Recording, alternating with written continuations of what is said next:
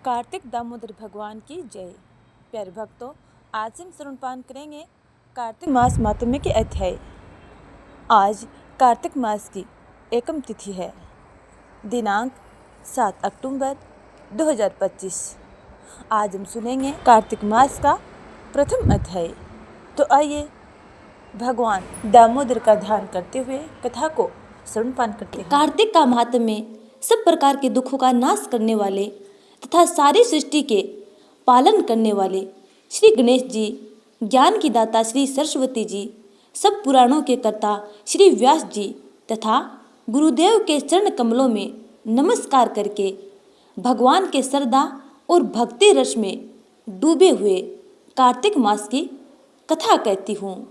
निमिषारण्य में वास करने वाले सोनकादि 88,000 ऋषि श्री सूत जी से कहते हैं कि ब्राह्मण, आप हमारे इस घोर कलयुग से रक्षा करने के लिए कोई सरल उपाय बताइए। उनका यह प्रश्न सुनकर सूत जी कहने लगे, हे ऋषियों, भगवान के चरणों में तुम्हारी अटल भक्ति देखकर मैं तुमसे कार्तिक महात्म्य की कथा कहता हूँ, जिसके सुनने मात्र से मनुष्य के सब पाप नाश होकर वैकुंठवास हो जाता है। आप सावधान होकर सुनिए। एक समय नारद जी ब्रह्मलोक में जाकर सारे जगत के कर्ता श्री ब्रह्मा जी से विनीत भाव से पूछने लगे कि हे पितामह, कृपा करके कोई ऐसी सुंदर कथा कहिए जो सब पापों के नाश करने वाली हो।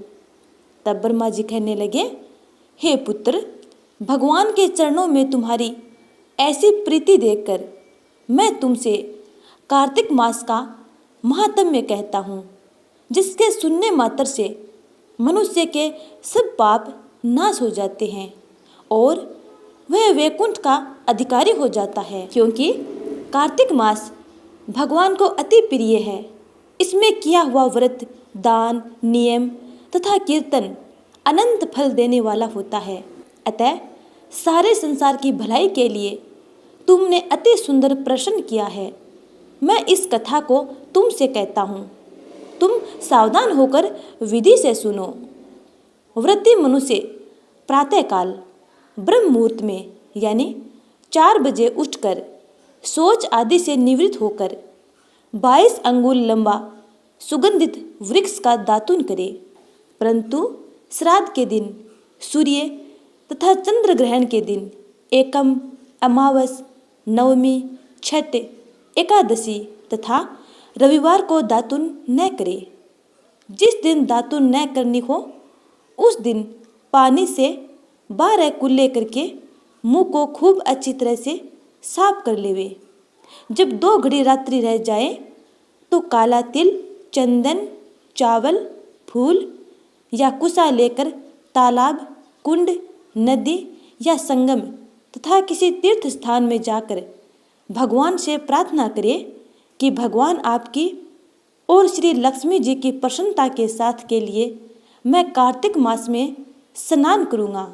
इस प्रकार प्रतिज्ञा करके श्री गंगा जी, शिव, सूर्य और विष्णु जी का ध्यान करके नवयुग व्रत जल में प्रवेश करके अच्छी तरह स्नान करें।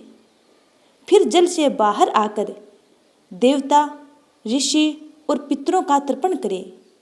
स्नान के पश्चात षोडशोपचार विधि से भगवान का पूजन करे, भगवान को अर्घ्य देवे और प्रार्थना करे कि भगवान श्री राधा सहित मेरे इस अर्घ्य को ग्रहण करे। और इस प्रकार प्रार्थना करके 16 चीज़ें जैसे आवाहन, पाद्य, अर्घ्य, आचमन, स्नान, वस्त्र, चंदन, अक्षत, पुष्प, धूप, दीप, नैवेद्य, तांबूल, पूगी फल, दक्षिणा, नमस्कार भगवान की छवि के आगे अर्पण करके तुलसी मंजरी से भगवान का पूजन करना चाहिए।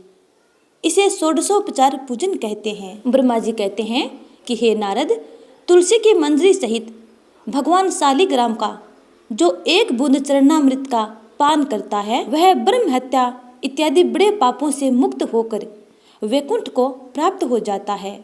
जो भगवान शालिग्राम की मूर्ति के आगे अपने पितरों का श्राद्ध करता है, उसके पितरों को वैकुंठ की प्राप्ति होती है। जो भगवान शालिग्राम की मूर्ति दान करता है उसको समस्त पृथ्वी के दान का फल मिलता है, परंतु शालिग्राम की मूर्ति बेचनी नहीं चाहिए।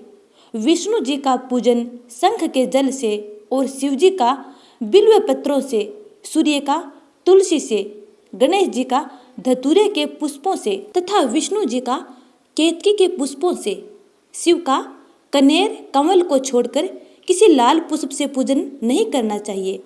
जो श्री विष्णु जी का पूजन कमल के पुष्पों, लक्ष्मी जी का मालती और चंपा के पुष्पों से करता है वह भगवान के परम पद को प्राप्त होता है। और जो भगवान की अति प्रिय तुलसी से पूजा करता है उसकी महिमा कोई नहीं कह सकता। वह कभी माता के गर्भ में नहीं आता। तुलसी माता धारण किए मंजरी युक्त जिसकी मृत्यु हो जाए वह सीधा बिना किसी बाधा के वैकुंठ धाम को जाता है। तुलसी की छाया में पितरों का श्राद्ध करने से पितरों की अक्षय तृप्ति होती है। तुलसी का सिंचन गंगा, यमुना तथा नर्मदा के स्नान के तुल्य हो जाता है। तुलसी का वृक्ष लगाने, खींचने और स्पर्श करने से मनुष्य के काया, वाचा और मनसा तीनों प्रकार के पाप नष्ट हो जाते हैं।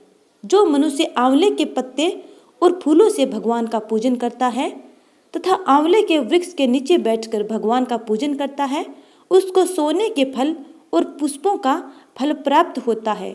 जो मनुष्य द्वादशी को तुलसी तथा आंवले के पत्तों को तोड़ता है वह घोर नरक में जाता है।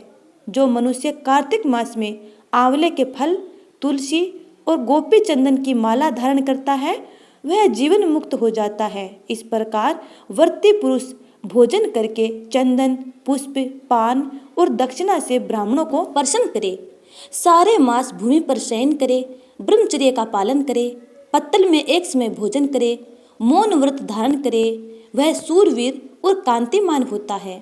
जो एक समय भोजन करता है वह भी आंवले के नीचे बैठकर भोजन करता है तो उसके 1 वर्ष के पाप नष्ट हो जाते हैं। व्रती मनुष्य को शहद, कांजी, दाल, तेल, कच्चा भोजन, दूसरे का अन्न तथा किसी प्रकार का तामसी भोजन नहीं करना चाहिए। रविवार को आंवला न खाएं। देव, वेद, गो और ब्राह्मण की निंदा न करें। मांस आदि का सेवन न करें। अब इस प्रकार के मांस कहते हैं मिट्टी से उत्पन्न हुए नमक, मसूर, बासी भोजन, तांबे के पात्र में डाला हुआ दूध आदि केवल अपने लिए ही पकाया हुआ भोजन नहीं खाना चाहिए। रजस्वला स्त्री, मलेच्छ, पतित, पाखंडी आदि से वार्तालाप नहीं करना चाहिए और इन तिथियों में एक एक चीजों का भोजन नहीं करना चाहिए। एकम को पेठा, दूज को बैंगन, तीज को पृथ्वी का फूल, चौथ को मूली, पंचम को बेलफल, छठ को कलिंदा, सप्तमी को आंवला, अष्टमी को नारियल, नवमी को जंगली घिया, दसवीं को परमल, एकादशी को बेर, द्वादशी को मसूर, त्रयोदशी को पान, चतुर्दशी अथवा अमावस्या और पूर्णमासी को नारी को साग नहीं खाना चाहिए। तो इस प्रकार प्यारे स्नेहीजनों, कार्तिक मास महात्म्य का पहला और द्वितीय अध्याय यहीं पे समाप्त होता है।